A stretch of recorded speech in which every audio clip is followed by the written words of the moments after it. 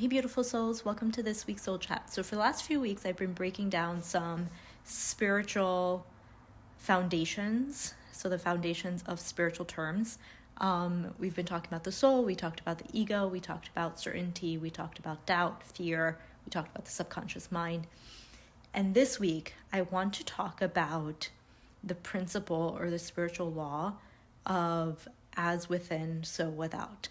And the reason why I want to break it down to this one spiritual law, so there's 12, and I have 12 separate videos if you want to go into all of them. If you scroll down into the YouTube videos, you'll find them, one for each. But I wanted to break down this specific spiritual law, as within, so without, because I feel like this is the one that kind of ties it all together. It ties the foundations all together, right? So as within, so without means that whatever is going on within me, whatever internal stuff I'm going through, is what I will see in my reality. And the reason why this one law is so important for you to understand at a very minuscule level is because this is the one law that will completely change everything in your life. When I say completely, I mean completely change everything in your life, because what starts to happen when you understand this spiritual law at a very deep level, like really dissect it and understand it, is that everything around you starts to change. So, as humans, we're programmed to think that everything that's happening around us is impacting what's happening within us. Spirituality teaches us that that is an illusion. The truth is, what is happening within you, in your internal world, is what is happening outside of you.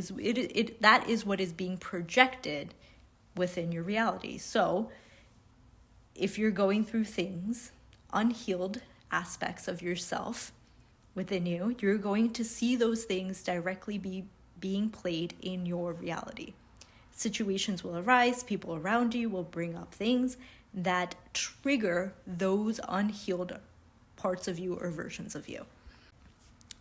And when you start to understand and you start to flip the script and you start to understand, like, hey, so it's actually about me undoing all of the thoughts, the patterns, the behaviors that I had about being focused on the external and then the internal, and start focusing on the internal and let the internal project my external, right? So what starts to happen? You go on to a spiritual awakening journey. This is the very first spiritual awakening journey. Like, this is the awakening. This is what we call the awakening, when you start to understand that there is an illusion and you awake from that illusion, right?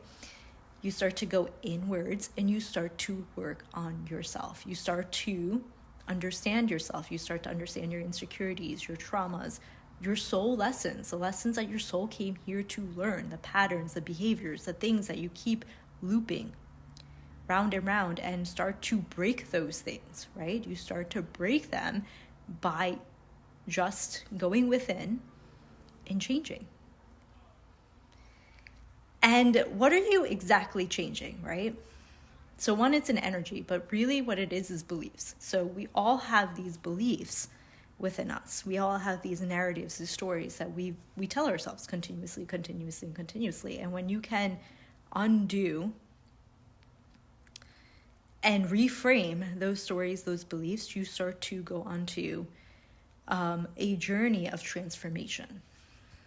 So I'm going to give you an example, because everything that I said sounds very textbook-like, and I worded everything very specifically so that it's easy to understand. But like, this is obviously, none of this is easy to understand until you experience it. Like, when I say it with words, like, maybe you understand it, maybe you get it, but like, until you don't experience it, it's very hard for you to really comprehend what I'm trying to say.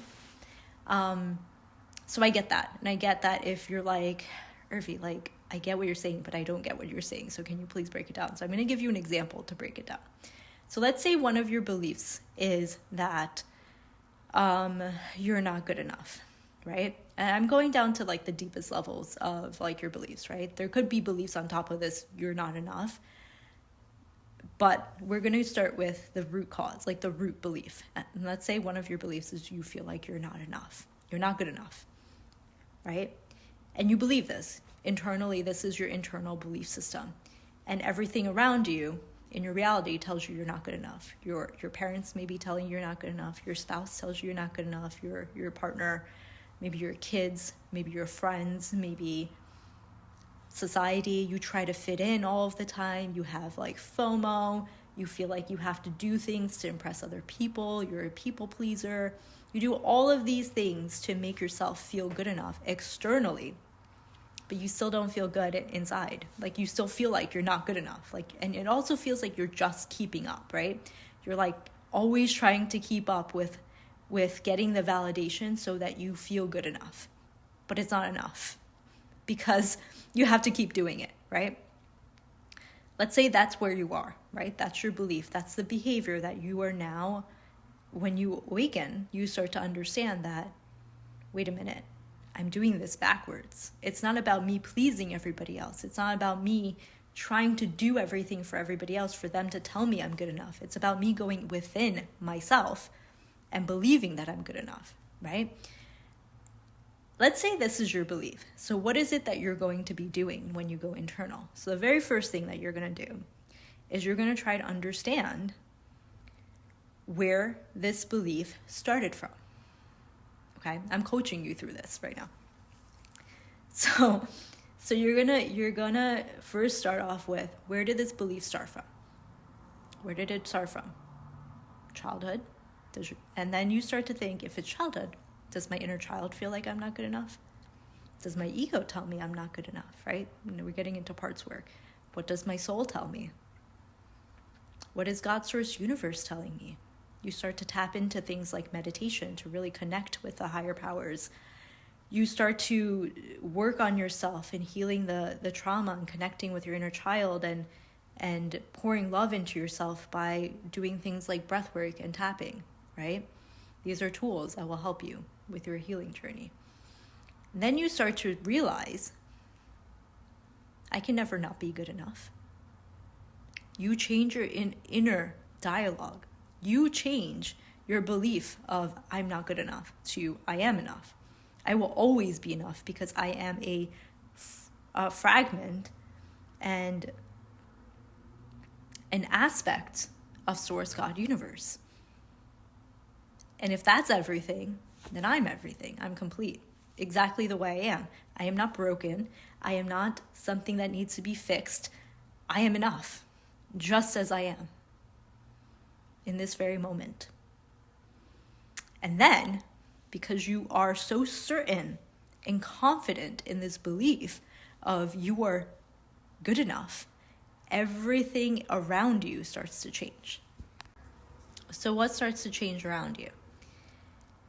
You start to see those people that you were pleasing. They start to change around you. You start to see that those situations where you were maybe dimming yourself, or you were dimming your light, or you were playing small because you felt like you had to fit in, those don't feel authentic to you anymore. You start to show up more authentically internally, so then externally the situations and narratives around you start to shift. The dynamics, the relationships start to shift. Everything starts to shift to then attract to you what you feel internal. So now what you are reflecting back, your external is reflecting back to you, is that you are good enough, right? So you're going to find people and relationships that just pour into you, pour into the light that you're pouring back out. You start to find situations where you can authentically be yourself, and you start to feel like you don't need to be in these places that make you feel like or just make you feel like you have to fit in, because you know you don't have to fit in. You just have to be you. You start to really change and transform drastically within, and your external will just directly project that back into you. And that is what we call the law of correspondence, as within, so without. Whatever is happening within you is what's happening outside of you. like in the scriptures, there's so much talk about like this kingdom, right? Like this utopia, this place of like heaven. That's within us. That's within us. I'm going to say this because it's really channeling through right now. That is within us. And as within, so without is really boiling those parts of scriptures down to explain to us that whatever it is that we're seeking in the external, the kingdom, the utopia, the heaven, the place of like ultimate abundance, that's all within us. We already have it. We just have to connect with it. We just have to undo all of the muck around that place that already lives within us. It already resides within us, because then what starts to happen is that gets reflected in our reality. You're not like when we say like you are raising your consciousness to enter a different timeline or enter a different dimension, or you're going to a new earth, like you're not traveling to a different place. You're exactly where you are, unless you decide to move, and unless you're being led to move to a different place. You're going to be exactly where you are. What starts to change is how you are perceiving everything around you. The perception is what starts to change. And so as the perception changes, the way you look at things in the very same reality that you once were starts to really change. And that's what it means by elevating your consciousness. And that's what it means by, traveling to different timelines and traveling to different dimensions. Your consciousness is traveling. Your physical self, your physical body can be in the same place. Like, for example, if you live in New York City, you could still just be in New York City in the same apartment or same place that you live physically, right?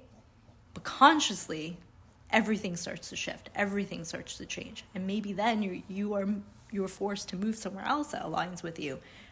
That could also happen. And so I'm going to end it there. I'm going to wrap it there. And I'm going to wrap it with this one last thing.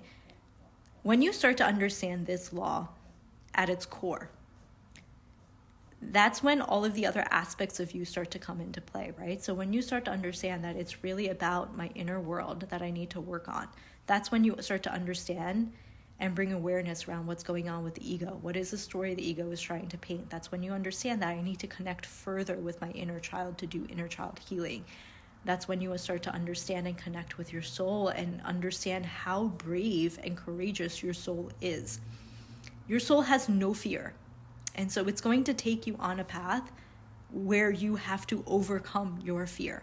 And as you go inwards, you go through these journeys. These journeys are then being projected in your reality. So the situations in your reality are actually lessons that your inner world is bringing up, right? And so when you start to understand life from that perspective, when you start to understand that everything that's happening from my external is actually something that I am going through internally, the whole world shifts for you. Because you stop playing victim, you stop blaming other people. You start taking radical accountability for your life, and you start to really, really change things up. Like the needle really starts to move from here to here in terms of transformation. And that journey of moving from here to here, like I said, your soul has no fear. So it's going to take you. It's going to take you into situations where you're going to have to overcome certain fears and certain beliefs that you've lived with for a very long time. And that's just part of the journey. That's just part of the spiritual journey. And so I'll end it there. Next week, we'll break down some other laws that I think are important for you to understand in terms of foundations. And now I'm actually thinking that this may be a good course for me to start. So I'm going to put it out there because it just came in as a download. If you're interested in doing a spiritual foundations course, let me know. I can put some content together, and if this stuff helps you and you're willing to learn about this and you would want me to teach more about this, I would like to know that. I would like to know what information it is that would help you on your journey of wherever you are with spirituality. I actually also want to do a separate soul chat video on religion versus spirituality, because I get a lot of questions about this.